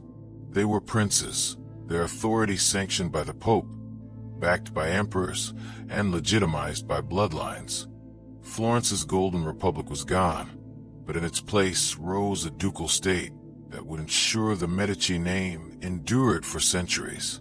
As the Medici cemented their power in Florence and Tuscany, their ambitions spilled far beyond Italy. Through strategic marriages, the family extended its reach into the heart of European royalty. Remarkably, two Medici women, Catherine and Marie, would rise to become queens of France, wielding influence not with banks or palaces in Florence, but with crowns on their heads. Catherine de' Medici, the daughter of Lorenzo II de' Medici, was born in 1519, just as her family's fortunes were being restored. Orphaned young, she became a pawn in Europe's dynastic chess game. In 1533, at only 14, she was married to Henry, Duke of Orleans, the future King Henry II of France. At first, her position seemed weak. Her husband was openly devoted to his mistress, Diane de Poitiers, and Catherine appeared sidelined. Yet Catherine was patient. When Henry became king in 1547, she endured in silence, biding her time. Her true power emerged after Henry's sudden death in 1559. With her young sons too immature to rule, Catherine stepped in as Queen Mother and Regent. For 3 decades, she steered France through one of its darkest periods, the wars of religion between Catholics and Protestants.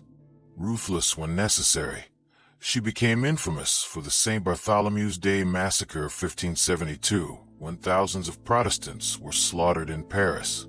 Loved by some, feared by many, Catherine ensured the survival of the Valois dynasty and carved her name into history as one of Europe's most formidable queens.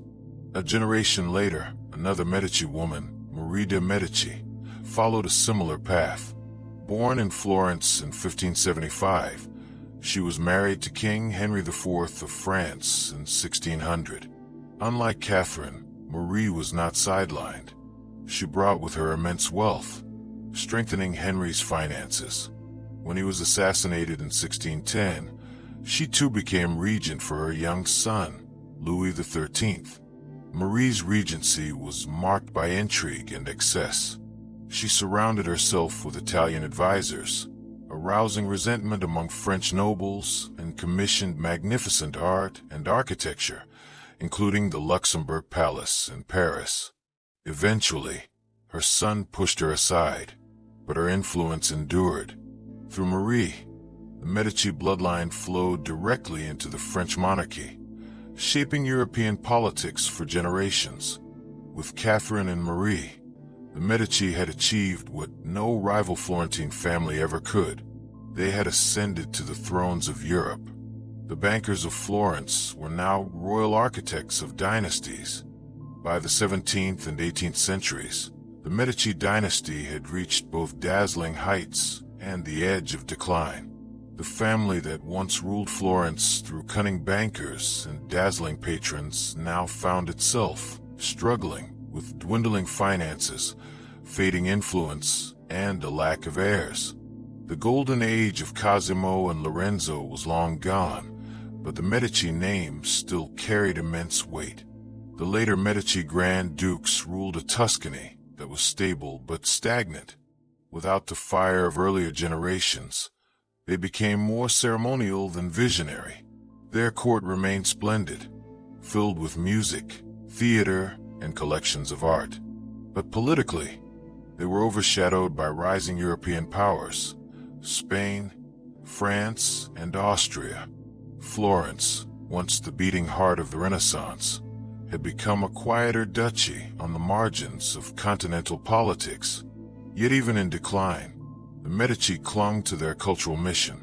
Grand Duke Ferdinando II and his successors continued to support scientists, artists, and thinkers, though never with the transformative force of their ancestors.